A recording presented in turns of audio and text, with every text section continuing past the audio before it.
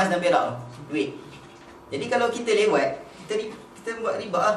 Contoh kita pergi Sarafah, dia buat bayar. Macam letak dulu, esok lah aku ambil. Tak boleh. Tak boleh macam tu. Okay. Yang kedua, poin yang kedua kat Sarafah ni, kalau kita pinjam duit dengan orang, contoh pergi Mekah. Biasa kan, siapa ni nak pergi umrah lagi ni? Nak pergi umrah apa semua. Pergi Mekah, duit tak cukup. Okay, aku pergi Mekah siapa tu? Dengan Din. Okay Din, pergi Turki sekali. Dengan Syarafi sekali kan. Okay, Syarafi pinjam duit lah 200 lira. Tak cukup lah duit. Okay, dah pinjam duit dekat Syarafi. Sampai sini, kita nak bayar macam mana duit Syarafi tu? Nak bayar dengan 200 lira ke? Ataupun nak bayar dengan duit dinar? Macam mana rasanya? Okey, untuk mengelakkan kita terlibat ataupun mengelakkan apa untuk bagi kita jangan apa kata dengan terlibat syubhah apa semua takut kan. Jadi elok kita bayar dengan duit yang asal lah. Maknanya duit asal. So kalau pinjam 200 lira tu bayar 200 lira agak. Pergi kat Sarafah tukar 200 lira bayar 200 lira. Ataupun kalau nak buat yang macam tu boleh, tapi takut sebab benda tu macam buat tukar-tukar duit ni macam agak susah sikit. Contoh kalau pinjam duit lama sangat, itu cara dia lain pula. Duit mata wang sama, 50 dinar. Duit Malaysia lah, RM20. Masa jam 1 tu nak beli aiskrim RM1 kan. Besar tu aiskrim RM1.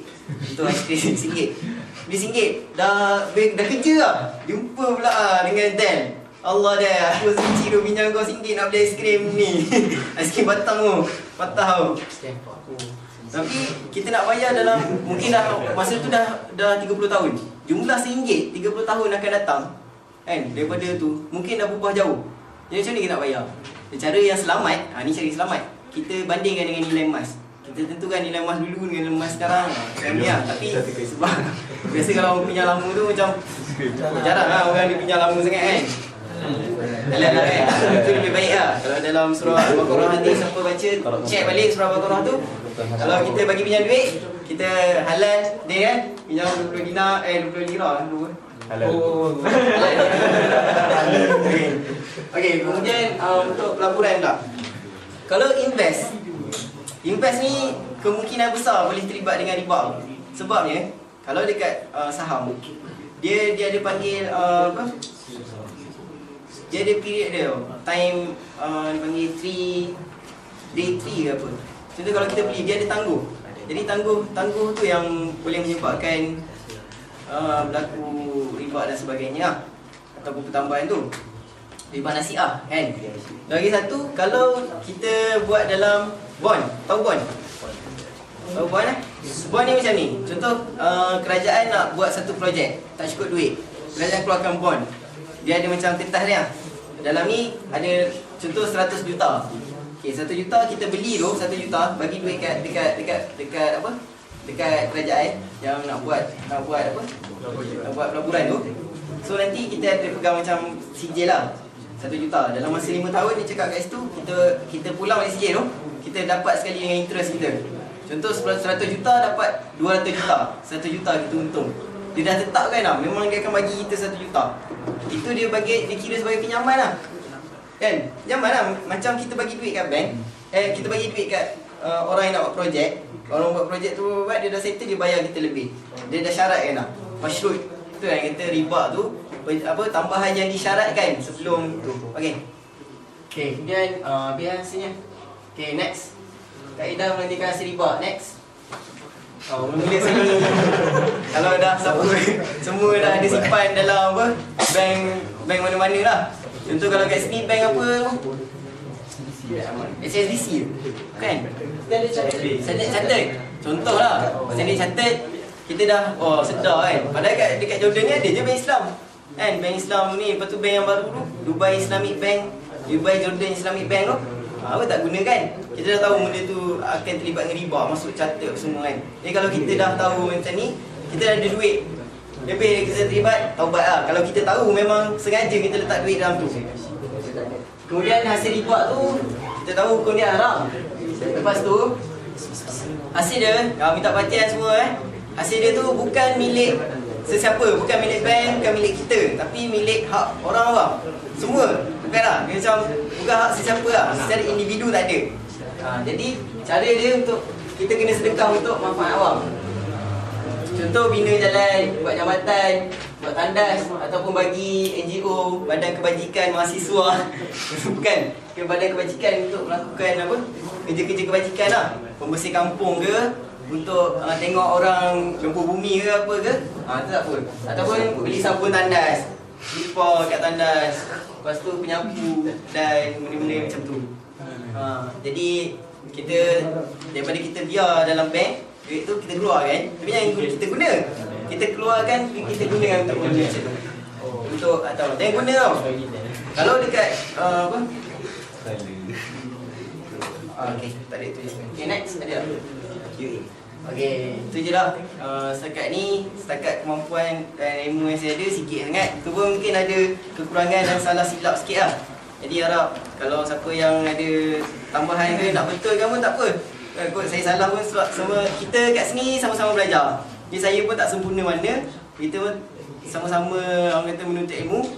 Jadi saya pun naklah tahu kalau ada saya salah buat apa, sebab ini pun sekadar apa yang saya tahu dan saya baca, saya pergi kelas dan sebagainya lah. Buat kajian sikit-sikit. Tu je. Okay, setakat tu dan buka ada soalan lah kalau ada.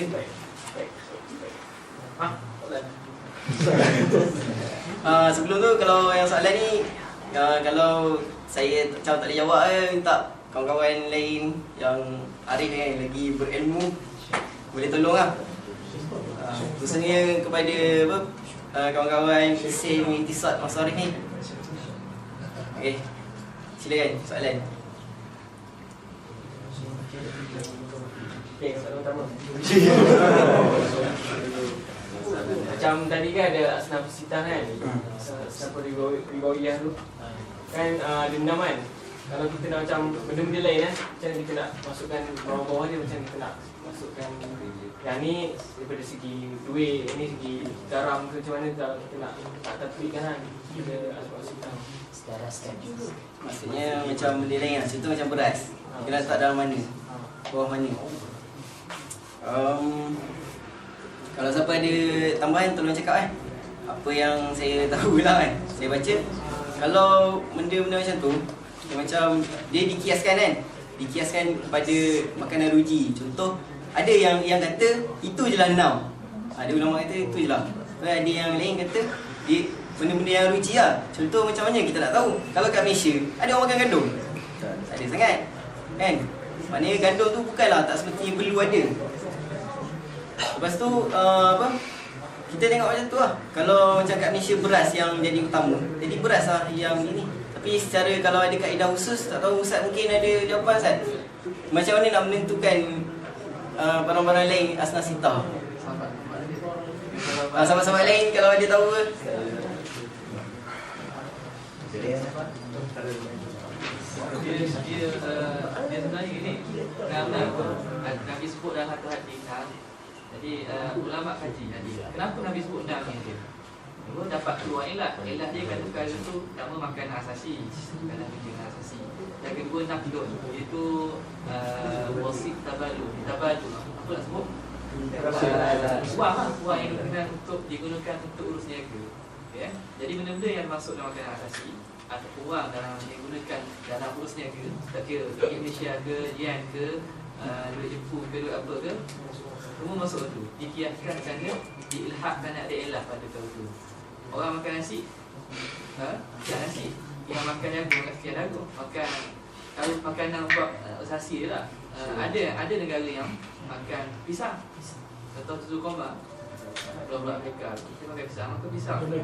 Dia kira sebagai ni, di sana. Okey. Okey, Jamin. Okey ni, soalan ni.